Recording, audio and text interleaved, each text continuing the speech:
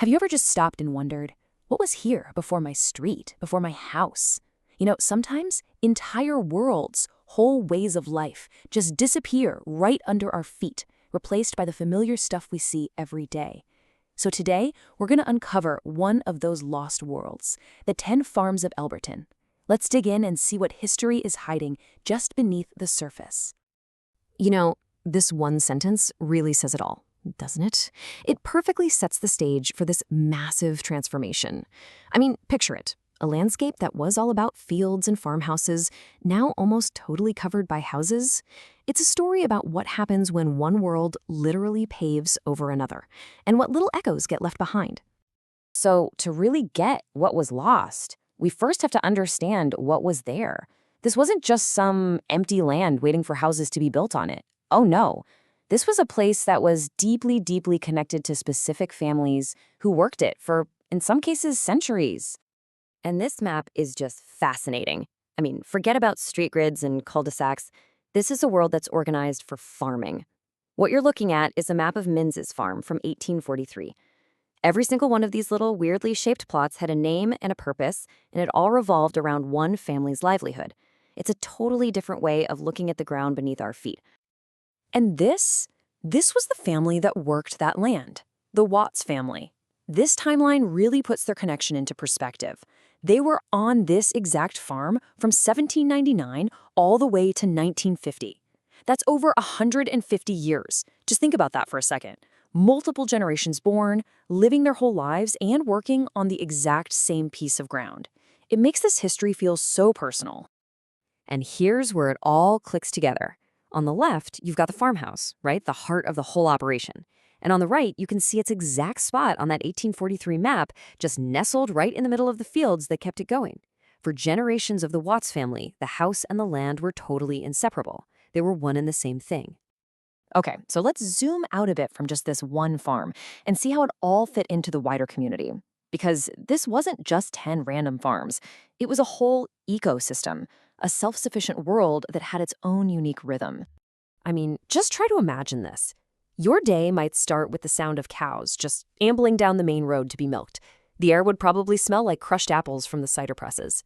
And if a tool broke, you'd hear the clang of the blacksmith's hammer making a quick repair. This gives us just a little taste of that daily heartbeat. A world where pretty much everything was local, connected, and moved at the speed of the seasons.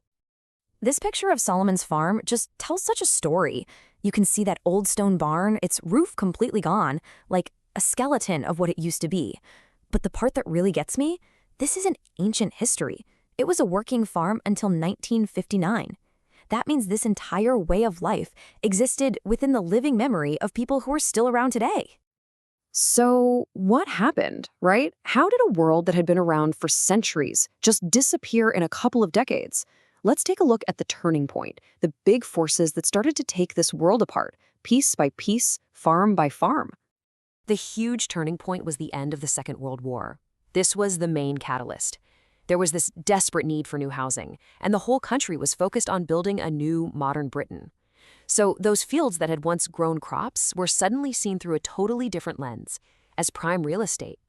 And that kicked off a building boom that would change the face of Elburton forever. But, not every farm met the same end. This slide shows the two different paths they took, which kind of represent two different ideas about the future. On the left, you've got total erasure, all in the name of progress, farms knocked down for hotels or shops. But on the right, you see a story of adaptation, farmhouses that actually survived because they were repurposed for a new era. And here it is, the very first farm to go, Dick's Farm. You can see its land right there on the map. It was demolished way, way back in 1903 to build a hotel. And this is so important because it shows us that while the post-war boom was the main event, the seeds of this change were actually planted a lot earlier. Now, this is a perfect example of that post-war wave of change. Finch's Farm, a building that had stood there for centuries, was just knocked down in 1963. Its fields and its farmhouse were replaced by a post office and some shops. It really represents this fundamental shift in what people thought a community needed, trading the heart of an old agricultural world for the amenities of a modern suburb. So after all that change, is anything even left? Or has this world just vanished completely? Well, as it turns out, the echoes are still there, kind of hiding in plain sight if you just know where to look. Check this out. This is Sturt's farm. The fields are long gone, of course, but look closely. The old farmhouse itself is still standing. In this photo from the 70s, it's actually become part of a builder's merchant. It's such a great example of adaptation. A building with these deep farming roots, just hiding its past inside a new business. And these survival stories just keep coming. This is Battershaw's farm. Instead of getting the bulldozer treatment, the main farmhouse was simply split into 2 private homes. The building itself is a physical link to the past. Its shape, its structure, it's all still telling the story of its farming origins, even with all the new houses that have popped up around it. And sometimes the echoes are really small and incredibly personal. This little slate tablet, with the date 1833 carved into it, was found by a later owner of Woodman's farm. It's like a direct physical message from the people who built and worked on this land. A tiny piece of history that somehow managed to survive all the change. You know, the story of Elburton's 10 Farms really shows us that the past isn't always in a museum. Sometimes it's literally just beneath the surface of our everyday lives, and it leaves us with a question, doesn't it? If a whole agricultural world could be hidden under one village, what stories, what lost worlds are buried beneath the streets where you live?